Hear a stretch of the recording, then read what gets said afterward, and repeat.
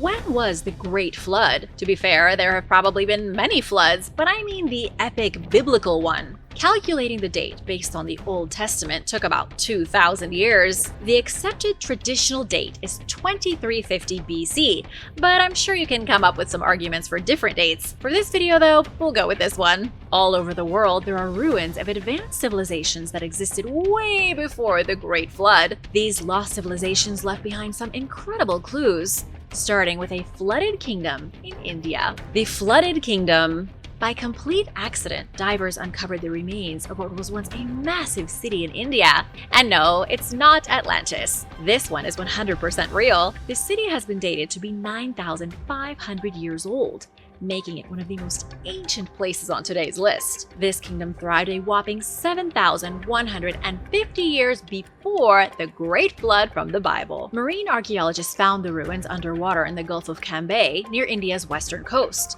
They used sonar technology to scan the site, which revealed large geometric shapes resting on the seabed. This underwater area was huge, about 5 miles long and 2 miles wide. It seemed to be older than anything else found in that area by more than 5,000 years. The discovery came out in a documentary called Underworld: Flooded Kingdoms of the Ice Age by Graham Hancock. Hancock, who is an amateur archaeologist, not a professional, suggested that when the Ice Age ended, it caused a lot of flooding around the world. He thought that maybe this deluge could explain why there are so many stories about massive floods in different cultures. He linked the discovery in India to this idea. He explained that scientists accidentally found this ancient city while looking for pollution. It was about 25 miles from the coast, under 120 feet of water. They found a huge city with walls and plazas. According to Hancock, this place was once the size of Manhattan.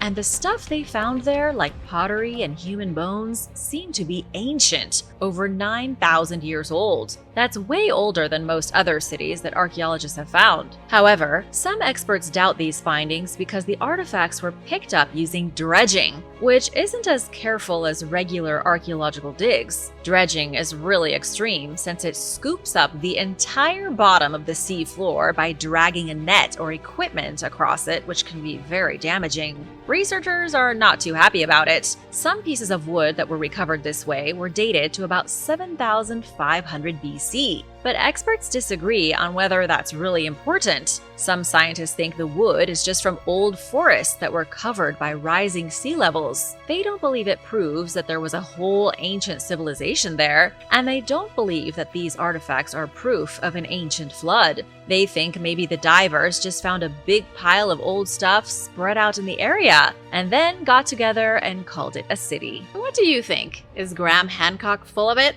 Or do you think he's onto something? And now for a quick break because it's shoutout time! I want to give a big thank you to Francis Corringifo and Measured by Status Official. Thanks so much for watching and supporting Origins Explained. If you are new here, be sure to subscribe and join the family. The Phrygian Valley Tracks. There are some very strange tracks fossilized into the ground in a very ancient city. Alexander Koltepin, a geologist from Moscow, has sparked some big controversy in the archaeological community. He proposed that the curious tracks crisscrossing Turkey's Phrygian Valley are the remnants of an ancient civilization. When you hear the word ancient, you may be thinking maybe 10,000, 20,000 years ago, maybe less. But according to Koltepin, this civilization existed between 12 and 14 million years ago. Now that's ancient. And a bit dramatic? Long before the idea of flooding the world ever crossed God's mind. These tracks are said to have formed when volcanic ash was compacted over and over again. Think of grooves in the dirt that become more apparent over time when cars drive over them. But 14 million years ago, humans didn't have cars. Or did they? These tracks have puzzled researchers for years, and nobody can make any sense of them. Right now, there are only theories. The conventional belief is that these tracks were created during various historical periods, starting from the Hittite Empire, which started in 1600 BC and lasted until about 1178 BC.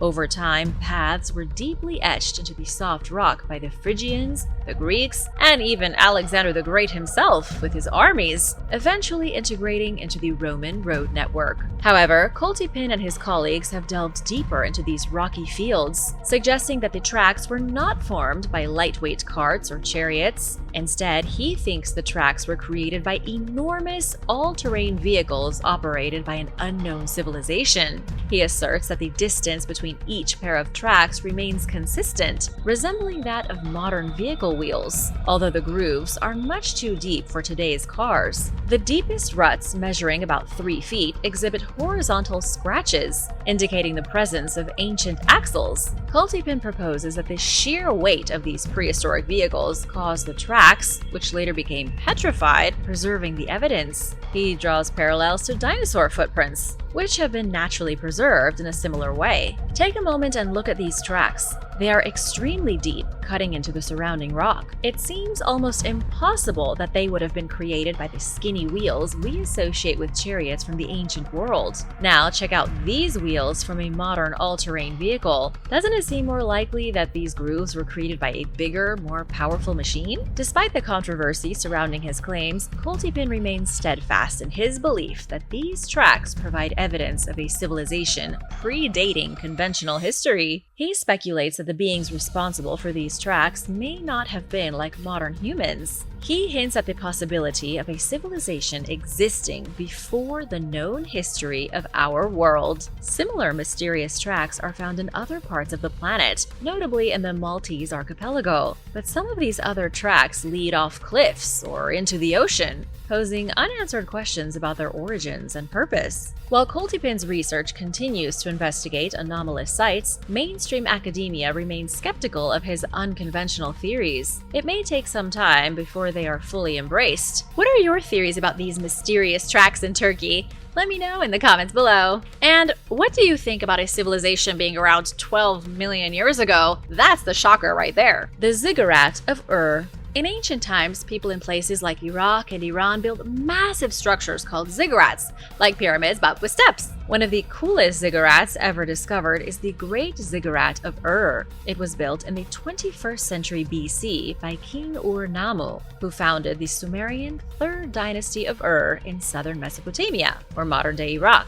The remains of the structure were found by Sir Leonard Woolley in the 1920s. And man, finding this thing must have been one of the greatest experiences ever. It must have felt like finding the ultimate treasure in a video game. This thing is huge, like a skyscraper made of bricks. When it was first built, the ziggurat stood nearly 100 feet tall and measured almost 150 feet wide. From far away, it's a massive rectangle in the desert with a staircase in the middle. But once you get closer, you would start to notice just how intricately carved the structure is. Like most ancient monuments, the ziggurat is dedicated to a deity, the Iranian moon goddess called Nana. So essentially, it's a giant shrine that was built in honor of the moon. But I have some bad news. The top part, where the temple was supposed to be, didn't stand the test of time, which is a real bummer. But the lower sections are still standing, showing off some seriously impressive engineering. The ancient architects really thought of everything, like putting holes in the walls to let out moisture and building drains to deal with the rain. It's like they were the masters of plumbing and air conditioning before those were ever invented. Now, picture this ziggurat back in its heyday. It would have been the talk of the town, literally towering over everything else. People would flock here for religious ceremonies, kind of like going to a big concert or festival. And just imagine the view from the top. It would have been absolutely breathtaking. Of course, over the years, this ancient wonder needed a little TLC. So Saddam Hussein gave it a facelift in the 1980s. Sadly, though, it got caught in the middle of war, with fighter jets hiding out around it like it was their own personal parking lot. The ziggurat was damaged in the Gulf War by small arms fire in 1991. But this isn't anything new. Throughout history, ancient ruins and monuments have been caught in the crossfire between warring countries, like the Plain of Jars in Laos. But that's a different story. Even though it's been through the ringer, the ziggurat of Ur is still standing tall, whispering secrets of ancient civilizations to anyone who cares to listen. It's like a time machine, taking us back to a world where people built monuments that would leave us in awe for centuries to come. And now for a quick break, because it's shoutout time! I want to give a big thank you to John Morin and Realology for supporting this channel. Thanks so much, guys! Be sure to subscribe if you haven't already for more videos like these. Nabta Playa. In ancient times, people all over the world built huge stone circles like giant clocks. They lined these circles up with the sun and stars to tell time and predict seasons, which helped them know when to plant and harvest crops. These special places were also used for religious ceremonies, and one such site in Africa is called Nabta Playa. The site used to be a big dry basin in the desert, situated south of Cairo and west of Abu Simbel. But around 7,500 BC, 5,150 years before the flood, during the Egyptian Neolithic period, people settled here in large numbers. They lived in organized communities with straight rows of huts. They grew fruits, grains, tubers, and even had goats and sheep. In the 1960s, an American archaeologist named Fred Wendorf stumbled upon Nabta Playa while searching for ancient Egyptian origins away from the Nile River. He thought that the rocks he found were natural formations at first. But how could anyone think that this place was natural? I mean, look at how uniform these stones are. Later excavations revealed that they were arranged in near-perfect circles, possibly aligned with stars. By around 5000 BC, the ancient people here had built some of the world's earliest astronomical devices, likely marking the sunrise on the summer solstice. Astrophysicist Thomas G. Brophy suggests that one circle represents Orion's belt and the other stars of the constellation Orion. He believes the site was used around 4800 BC to track the sky's movement over long periods. Near what's called the calendar circle, there are big stone alignments that also point to these stars, and these stones date back even further, to around 6270 BC. But some researchers disagree with Brophy's dates. Others suggest that the alignments were from about 1500 years earlier. They also criticize claims of extremely early astronomical observations, arguing that they don't match archaeological evidence. Instead, they propose that Nabta Playa was used as a gathering place around 6100 BC, gradually becoming more organized over time. Whatever the truth may be, around 5500 BC, still all a really long time ago, they started burying cattle and building stone structures. By 4800 BC, they constructed a stone circle aligned with the summer solstice, whether it was intentional or not. More complex structures followed until about 3600 BC, showing possible alignments with stars like Sirius and the Belt of Orion. Nabta Playa's archaeological record from the 5th millennium BC reveals a focus on practical issues like cattle, water, death, and celestial bodies. This suggests it was a significant site for ancient nomadic people, reflecting their deep connection with the Earth,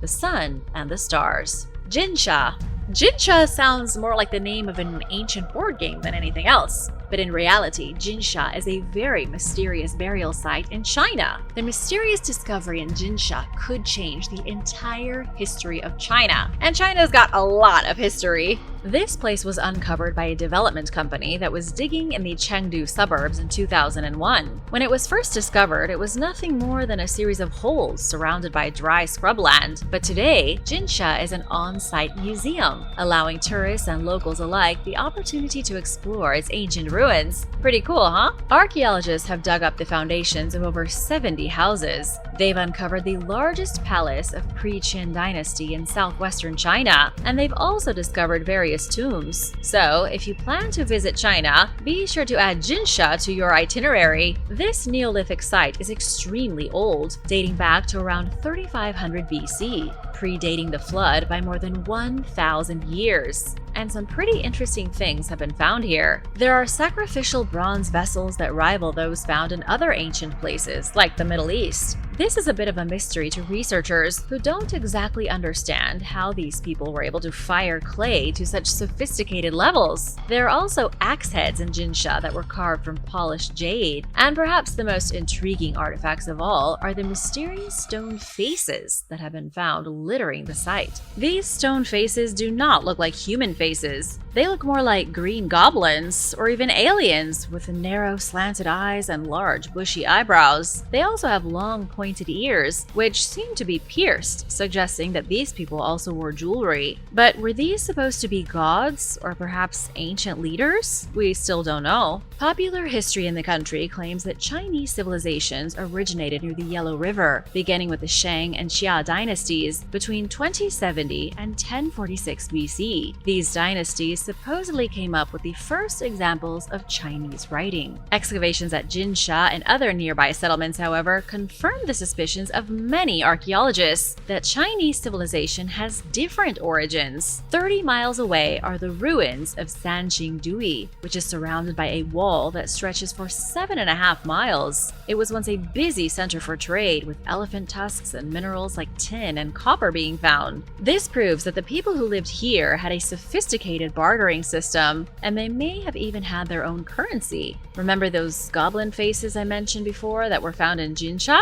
Well, the same kind of stone faces, or gold faces, were discovered in Sanxingdui as well. They were all shapes and sizes made from different kinds of metal, and some were found all thrown in a pit. So these two places were likely trading with one another. It wasn't just one big Chinese civilization. There were multiple smaller civilizations that were intertwined before eventually becoming one single nation. And these people were living well too. Archaeologists have discovered wine vessels and decorative clothing, which means there likely wasn't much war happening around these parts. The ancient people of Jinsha had enough time to focus on things like fashion and drinking and having fun, rather than building weapons. The inhabitants of Jinsha were also religious. Evidence of monotheism can be found throughout the site, showing their dedication to worshipping their sun god. One of the most spectacular pieces of evidence is a giant golden tree that stands 13 feet tall. Around the trunk of the tree are serpents with the heads of dogs, and on every branch, a giant bird is perched. Legend has it that the ancient Chinese believed the sun was carried on the back of one of these birds as it soared across the sky every day.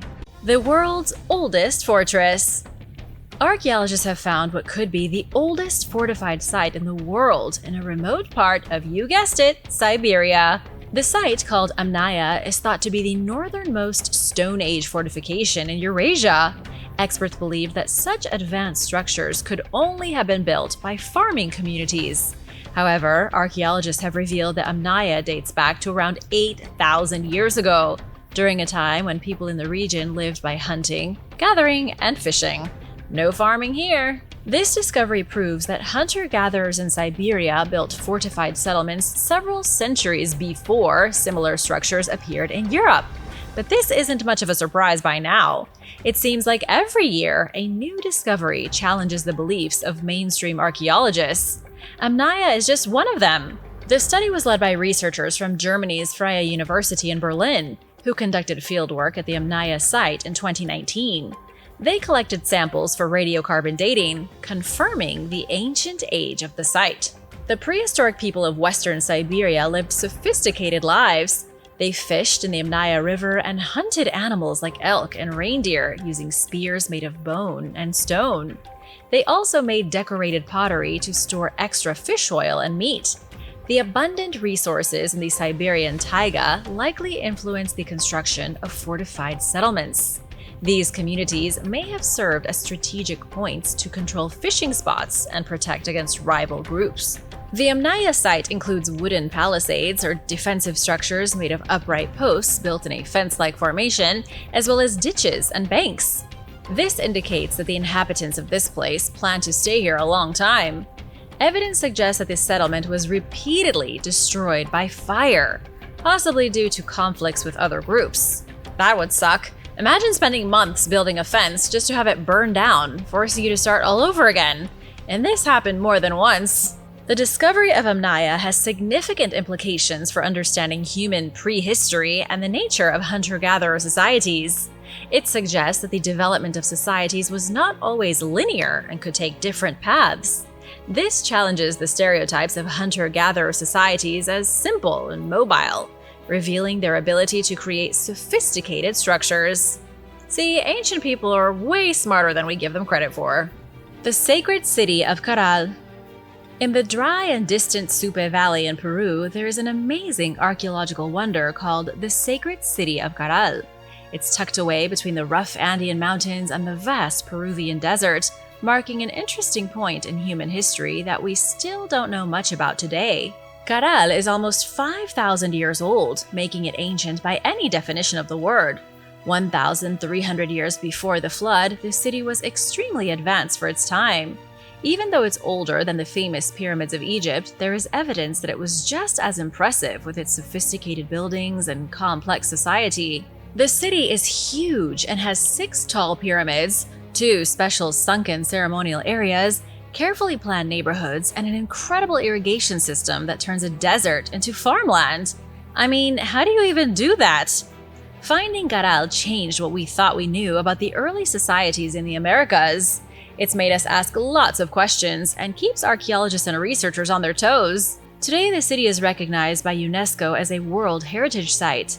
It's not just an old place from the past, it's a reminder of how intelligent and strong people were in the ancient world. In the late 1990s, archaeologist Ruth Shady discovered Caral, which got people all around the world interested. Later on, when they dug up more stuff at the site, they found out just how big and important the city was. The 6 pyramids were made using clever building methods and are among the earliest ones found in the Americas. Made of solid rock, each pyramid had its own job, like being an administrative center or being used for worship. The 2 sunken plazas were where people gathered for special ceremonies and events. They were built low to the ground to block the wind and make a cozy area for everyone to come together. This is evidence that the people of Caral had a unique culture and had their own traditions that we may never fully understand. The architects of Caral split the settlement into 2 distinct sections, consisting of an upper and lower half. The builders worked in harmony with nature, allowing the Supe River to divide each portion of the city. And like the people of Jincha, the people of Caral lived peaceful lives. They didn't bother with war and instead spent their time participating in social activities and religious ceremonies. The residential buildings in the upper half were all constructed around different pyramids. The people living in this section were likely the elites of this society. This is evidenced by the remnants of food found here that would have been exclusive to the wealthy, like the bones of sea lions. I mean, I wouldn't eat sea lion meat, but I guess this was a delicacy back then. All 6 pyramids can be found in the upper half, while the lower half likely consisted of the more common folk. The lower half is less luxurious. The houses here were smaller, with most of them only having 1 room. The diets of the common folk were different from their wealthier counterparts, mostly fish and agricultural plants. So even 5,000 years ago, there were definitely hierarchies. Russian dolmens. Picture a stone hut with 2 to 4 walls, with each wall made of 1 large stone slab. Then add another rock slab on top, and you've got yourself a dolmen. Throughout the Caucasus Mountains of Russia, archaeologists have found hundreds of these stone dolmens. They look like they could have been simple houses for groups of nomads, but it's unknown what exactly they were used for. These dolmens are extremely ancient. Some people think they are between 10,000 and 25,000 years old, while others think they are about 4,000 to 6,000 years old. Either way, these things were around long before the Great Flood ever washed over the world. These dolmens are spread across a large area in Russia and Abkhazia, covering an area of about 4,600 square miles. They are made of big stone blocks, carefully carved into shapes like circles or squares, and each one has a hole carved out in the front. They kind of look like birdhouses, but for humans. People built them between the end of the 4th millennium and the beginning of the 2nd millennium BC. They look easy to build, but do you really think you could lift one of these stone slabs? Whoever built these dolmens must have been ridiculously jacked, or maybe a group of people all worked together to put these things in place. That probably makes more sense. Even though these dolmens aren't well known outside of Russia, they are similar to other ancient stone structures found in Europe and Asia. Some people think they might have been used for religious or ceremonial purposes, but no one is really sure. With most of them being found in the forest, I picture witches or cults performing strange rituals within their walls. But again, that's just a theory. There are about 3,000 of these dolmens in the Western Caucasus, but many of them are getting damaged or destroyed. So, if you want to check these ancient structures out before they turn into crumbling piles of rock, you'd better book a ticket to Russia fast, although it's not really great timing right now.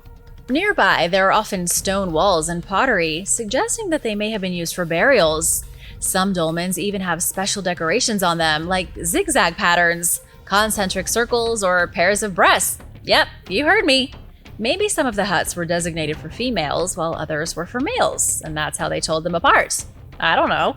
In line with that theory, nearby you can typically find other stone structures, some of which are called stone plugs. These plugs were used to block the doorways of the dolmens when people weren't feeling particularly social, or to block the wind on breezy days. And apparently, some of them were phallic-shaped. Can you see now how I came up with the idea of gender-specific huts? Gobekli Tepe. Now, my fellow adventurers, let's explore the captivating world of Gobekli Tepe, a remarkable archaeological site in modern-day Turkey. For those of you who tune into the channel regularly, you've heard of this site before. This place is absolutely ancient, predating the biblical flood by more than 6,000 years. Gobekli Tepe, discovered in the 1990s, has astounded researchers worldwide with its age and complexity. Dating back over 12,000 years, this site is far older than famous landmarks like Stonehenge and the Egyptian pyramids, making it the oldest known temple complex in the world. But right now, the site is little more than some pillars and crumbling walls being dug out of the earth. Built by hunter-gatherer societies, Gobekli Tepe challenges our understanding of early human capabilities, showcasing sophisticated architecture and intricate carvings that were previously thought to be beyond the reach of our ancient ancestors, because we didn't think that they were that smart. I mean, can you picture a bunch of hunters with their arrowheads and crude hammers chiseling out a structure that could withstand a flood? It's hard to imagine, but that's exactly what happened here, although it's not clear exactly what tools they used. UNESCO recognized the significance of Gobekli Tepe by declaring it a World Heritage Site, highlighting its outstanding universal value and cultural importance. What sets Gobekli Tepe apart is not only its age, but also its deliberate burial. Yep, you heard that right too. This place was purposely buried under tons of mud and dirt. But why? That's a question we don't have an answer to, but most likely to keep it safe. It has pillars featuring images of animals like boars, birds, lions, and foxes. So, on top of being skilled builders, the people who made Gobekli Tepe were talented artisans. Klaus Schmidt, the archaeologist who rediscovered Gobekli Tepe in 1994, dedicated years of his life to excavating and unraveling its mysteries. His groundbreaking work revealed the site's potential as a significant pilgrimage destination, drawing ancient people from far and wide to its sacred grounds. You can think of this place as the Vatican City of the ancient world, or Mecca for others. And just like Vatican scientists have a fascination with astronomy, so too do the architects of Gobekli Tepe. At least that's what Graham Hancock thinks. Yep, this guy again. Most mainstream scientists dismiss Hancock's beliefs about this ancient site because, well, some of his theories are just downright bonkers.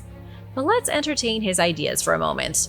According to Hancock, Gobekli Tepe is an astronomical site on top of everything else. Ancient people were all obsessed with the stars. One of the pillars at the site, called Pillar 43, bears an ancient constellation diagram that depicts the winter solstice with today's modern sky in the background, according to Hancock. He thinks this could be some type of message that was deliberately left for the people of this day and age to find. He says the whole site is like a time capsule, which could explain why it was intentionally buried. So, what were they trying to tell us? Is there danger coming from the sky in the near future?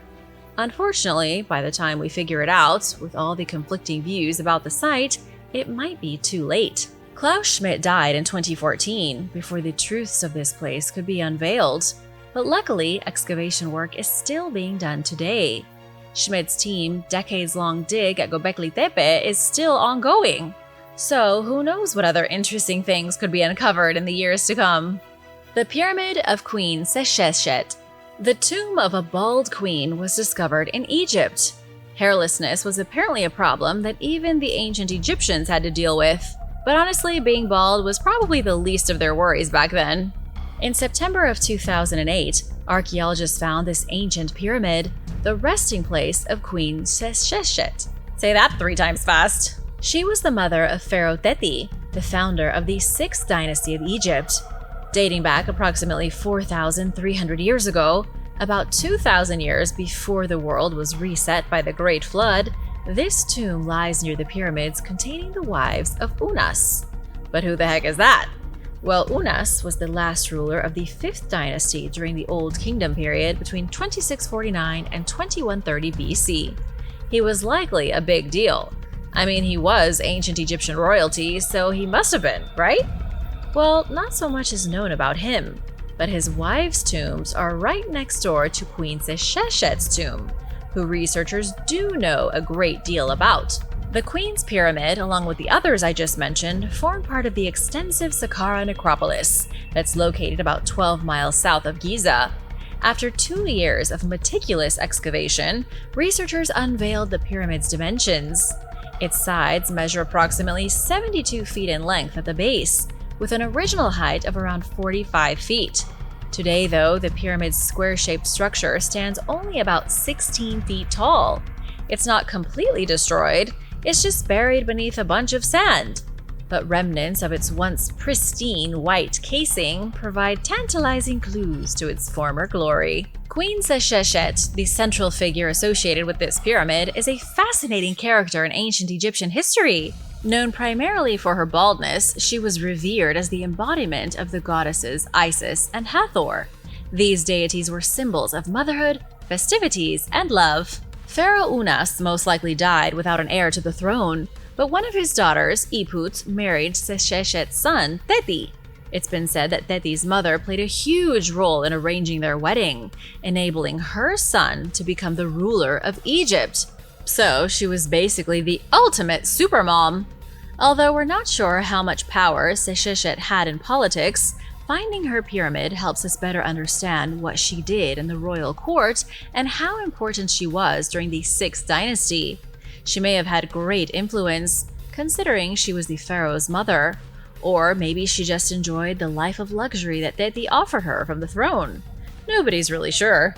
Despite the significance of this discovery, there is a lot about the queen and her pyramid that remains shrouded in mystery. However, on January 8, 2009, a breakthrough occurred as researchers uncovered the remains of Sesheshet herself within the sarcophagus of the tomb. Wrapped in cloth and nestled within a spacious chamber adorned with intricate graphic designs, her mummy now offers a tangible connection to the ancient past. And studying the mummy will give researchers a glimpse into the lives and beliefs of Egypt's early royalty. Thanks for watching! Which of these ruins would you like to see in person? Let me know in the comments below, and be sure to hit that subscribe button and stick around for an older video you might have missed. Bye! The antediluvian world. When we're talking about pre-flood civilizations, what we're really discussing is something called the antediluvian world. This world was supposedly composed of advanced civilizations that may have even surpassed our own. But when the Great Flood came, these civilizations were annihilated. Almost all traces of them were destroyed, and then the New World began. According to the Bible, it was God who sent the Great Flood to wipe mankind from the face of the earth. This was punishment for man's mistakes and sinful lives, and so these great civilizations were obliterated. There's obviously a lot of contradictory information. Scientists agree there was a great flood that could have wiped out cities over 2,000 years ago, and many civilizations have a flood myth. But there has never actually been physical proof of a utopian society or any kind of society any more advanced than we are now. And yet the people who lived in the antediluvian world were supposedly superhuman. It's said that before the flood, human beings lived to be about 1,000 years old. Also, people possessed a higher level of intelligence. There are even some theories that say the Nephilim of the Bible were actually the first humans to build civilizations before the flood wiped them out. The people of the Sphinx. Recent evidence has come to light that the Great Sphinx of Egypt may actually be twice as old as mainstream archaeologists believe. The narrative right now is that the Great Sphinx was built 4,500 years ago during the reign of Pharaoh Khafre and around the same time as the Great Pyramid.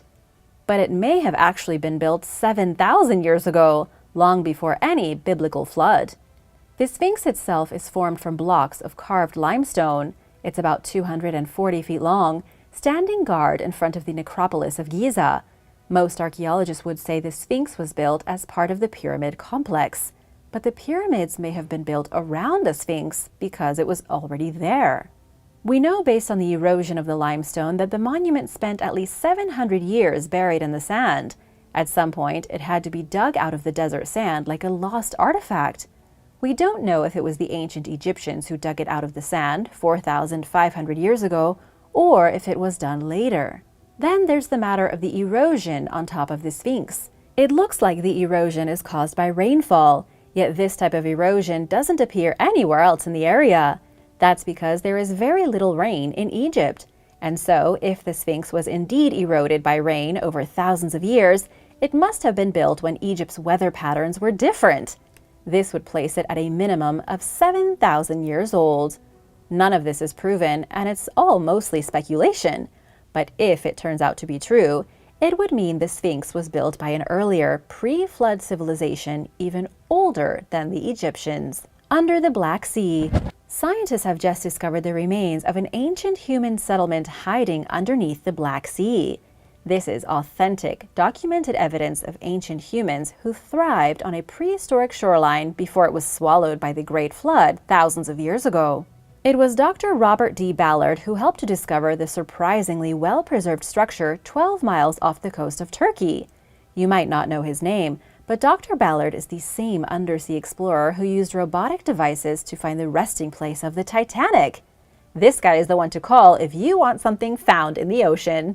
An underwater robot was used to look about 300 feet under the surface when it found a rectangular area of collapsed wood and formed clay.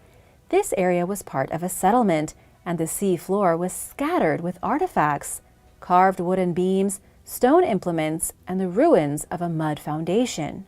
The expedition was sponsored by the National Geographic Society as part of a project searching for human settlements that were wiped out by the historical flood. The purpose of this expedition was to find a pre-flood civilization, and they did it. The only thing now is trying to figure out who these people were. The experts had to look at seashells to help date the structure, putting it back about 7,000 years ago. That was about the time a significant change happened in the area, and the Black Sea changed from a freshwater lake to a saltwater sea. The only explanation is a flood, and that flood must have been huge if it buried this lost settlement under 300 feet of water. Big shout out to Maggie May and Scared of Whales. Thanks so much for watching and supporting this channel. If you are new here, be sure to subscribe and join us. Tiwanaku. Machu Picchu may be the most famous place in Peru these days, and the Inca may be the most notorious civilization in this part of the world. But Tiwanaku was the real spiritual center of the Andes. It's in ruins these days, with very little of the old architecture left. And yet, what is still standing is quite important. It's useful to understand that just a few miles away is the legendary Lake Titicaca, home of many creation myths and thousands of years of Andean culture. This was the core of all religion and everything sacred in ancient Peru. The lost city of Tiwanaku is important because the structures remaining seem to have been built much earlier than other places in the area. There are the Pumapunku ruins, which were built with such impressive stonework, modern archaeologists don't even know how it was done. The stones fit so perfectly together, not even a piece of paper can get through. And then there's the Gateway of the Sun, which some believe used to be a portal to another world. Finally, there's the flood myth, the Andean legend of Viracocha, the creator god. The legend says that after a great cataclysm, when an enormous flood swept through the area and demolished civilization, Viracocha rose from Lake Titicaca to begin humanity again. It's basically the biblical flood, only told in South America thousands of years ago. There are some who believe that Tiwanaku was built before the flood and only survived because it was so high in the mountains. The Garden of Eden. Gobekli Tepe is the oldest and one of the most mysterious archaeological sites in the world. Located in Turkey, it dates back to over 10,000 years old. This was definitely built by a pre-flood civilization. Some mysterious group of people, even before writing was invented, before the wheel, and before anyone knew how to plant crops, built a monumental structure. Gobekli Tepe is massive, a megalithic feat of architecture that even predates the use of pottery. This thing is older than any other man-made structure in the world. There are some researchers who believe it could be the actual site of the Garden of Eden from the Bible. Biblical researchers have long believed the Garden of Eden was somewhere near ancient Mesopotamia, and while there is no way to prove it, the pieces seem to fit. The complex is built of at least 43 different megaliths. huge pillars that are over 16 feet tall.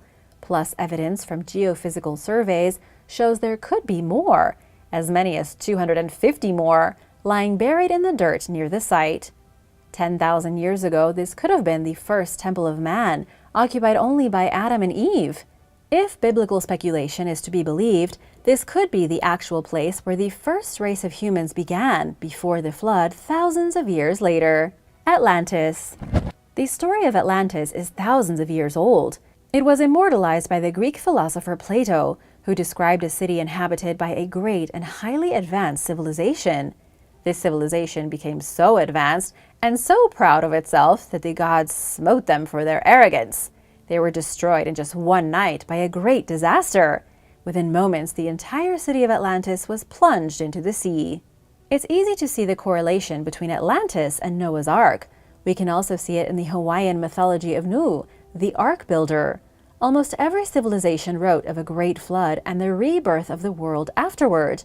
The story of Atlantis even fits in with the timeline of when that may have happened. According to geological studies, there was indeed a catastrophic event at the end of the Ice Age when the world could have been flooded. This would have happened about 11,600 years ago. The date Plato gives for the destruction of Atlantis is 9,600 BC, or around 11,600 years ago.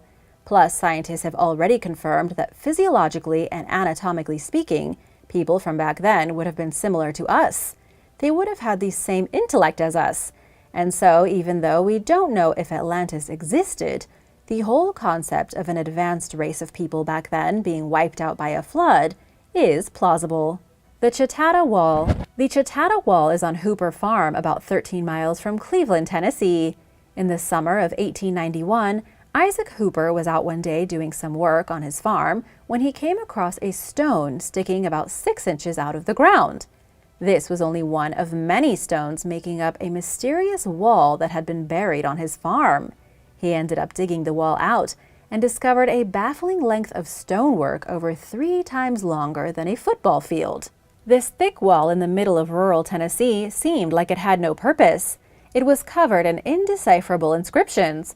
The Smithsonian Institution even put a small piece of the wall on display until 1902, when they decided to remove it. Now the wall isn't even considered a piece of archaeological history by most scientists. Those who see it as a piece of history simply say it was buried 4,000 years ago by the Native Americans, and that's the end of the discussion. Yet there are some researchers who have seen the hieroglyphics and believe them to be old Hebrew inscriptions.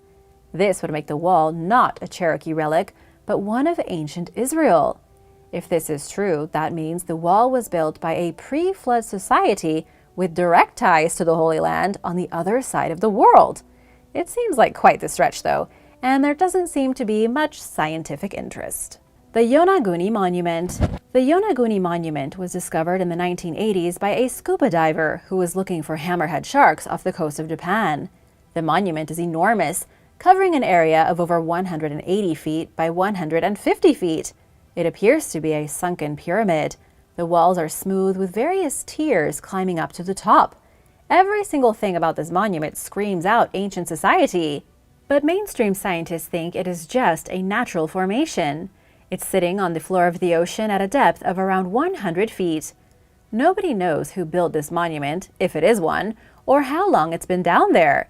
The government of Japan is not doing any kind of research, even though more recently, divers have discovered stone tools, ceramics, and what looks like other structures, and even roads. Some believe it was part of the lost continent of Mu, perhaps even Atlantis. Whatever it is, the Yonaguni Monument could be more evidence of pre-flood nations that were wiped out with their cities lost underwater. The pre-human civilization. The Silurian hypothesis suggests that long before human beings evolved, there was a different civilization living on the planet. This would be the ultimate antediluvian society, a race of pre-humans who came not thousands, but millions of years before us. Some even believe there could have been a race of humans who evolved, went extinct, and then evolved again later into us. Gavin Schmidt, the director of NASA's Goddard Institute for Space Studies, asked, "How do you know we're the only time there's been a civilization on our own planet?"